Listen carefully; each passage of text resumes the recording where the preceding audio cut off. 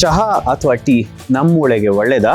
ವಿಜ್ಞಾನ ಹೇಳುತ್ತೆ 3-4 ಕಪ್ ಚಹಾ ದಿನಕ್ಕೆ ನಮ್ಮ ಮೂಳೆಗೆ ಒಳ್ಳೆಯದು. ಚಹಾನಲ್ಲಿರೋ ಹಾಲು ನಮ್ಮ ಮೂಳೆಗೆ ಕ್ಯಾಲ್ಶಿಯಂ ಆಮೇಲೆ ವಿಟಮಿನ್ ಡಿ ಅಂತ ಕೊಡುತ್ತೆ. ಈ ವಿಟಮಿನ್ ಡಿ ಕ್ಯಾಲ್ಶಿಯಂ ಮೂಳೆಗಳನ್ನ ಗಟ್ಟಿ ಮಾಡುತ್ತೆ. ಇದು ನಮ್ಮ ಲೇಡೀಸ್ಗೆ ಒಂದು 40 ವರ್ಷ 50 ವರ್ಷ ಆದಮೇಲೆ ತುಂಬ ಒಳ್ಳೆಯದು. ಅದಲ್ಲದೆ ಚಹಾನಲ್ಲಿರೋ ಆ್ಯಂಟಿ ಆಕ್ಸಿಡೆಂಟ್ಸ್ ಮತ್ತು ಫ್ರೀ ರ್ಯಾಡಿಕಲ್ಸ್ ಅಂತ ಹೇಳ್ತೀವಿ. ಈ ಆ್ಯಂಟಿ ಆಕ್ಸಿಡೆಂಟ್ಸ್ ಮತ್ತು ಫ್ರೀ ರ್ಯಾಡಿಕಲ್ಸು ಮೂಳೆಗಳನ್ನ ಕಾಪಾಡುತ್ತೆ, ಮೂಳೆಗಳನ್ನ ಇನ್ನೂ ಸ್ವಲ್ಪ ಬಲಿಷ್ಠಗೊಳ್ಳುತ್ತೆ. ಎಷ್ಟು ಟೀ ಕುಡಿಬಹುದು ನಾವು ದಿನಕ್ಕೆ? 3-4 ಕಪ್ ಚಹಾ ನಮ್ಮ ದೇಹಕ್ಕೆ ಒಳ್ಳೆಯದು. 4 ಕಪ್ ಮೇಲೆ ಕುಡಿದ್ರೆ ಅದು ದೇಹಕ್ಕೆ ಕೆಟ್ಟದ್ದು. ಬ್ಲ್ಯಾಕ್ ಚಹಾ ಅಂತ ಹೇಳ್ತೀವಿ, ಗ್ರೀನ್ ಚಹಾ ಅಂತ ಹೇಳ್ತೀವಿ.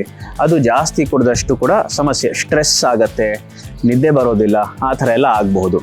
ಸೊ 3-4 ಕಪ್ ಚಹಾ ಒಂದು ದಿನಕ್ಕೆ ನಮ್ಮ ಮೂಳೆಗೆ ಒಳ್ಳೆಯದು. 4ಕ್ಕಿಂತ ಜಾಸ್ತಿ ಕಪ್ ಚಹಾ ಕುಡಿದ್ರೆ ನಿಮ್ಮ ದೇಹಕ್ಕೆ ಕೆಟ್ಟದ್ದು.